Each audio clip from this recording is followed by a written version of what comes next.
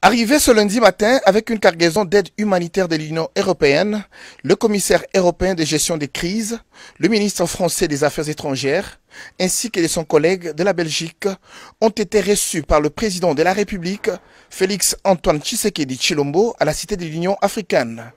Pendant plus d'une heure, le chef de l'État, assisté de son directeur de cabinet et de la ministre des Affaires étrangères, ont échangé avec ses hôtes de la situation humanitaire provoquée par la pandémie de la Covid-19 et des efforts fournis par le gouvernement pour endiguer la crise. Félix Antoine Tshisekedi a salué à juste titre l'aide de solidarité de l'Union européenne. Selon le chef de la délégation européenne, Janez Lenarčič, d'autres questions ont aussi été abordées sans donner plus de détails. Je voudrais remercier à son Excellence, le président Tshisekedi, pour l'accueil qu'il nous a réservé, République démocratique du Congo, et aussi pour son effort de faciliter les vols au sein du pont aérien humanitaire européen.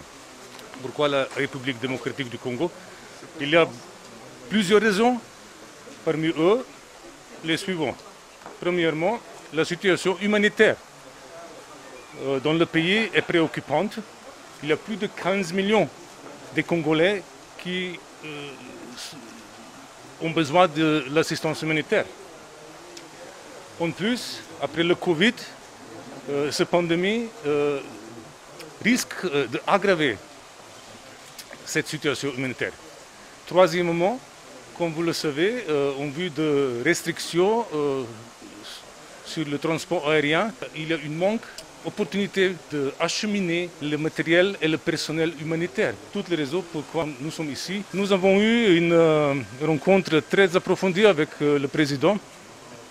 On a débattu en outre de la situation humanitaire, aussi la situation politique, sécuritaire, économique et sociale dans le pays. Il s'est noté que l'aide humanitaire de l'Union européenne pour renforcer la lutte contre la Covid-19 en République démocratique du Congo est constituée essentiellement, entre autres, des purificateurs d'eau, des matériels de labo, des masques, des gants, ainsi que des équipements de protection individuelle.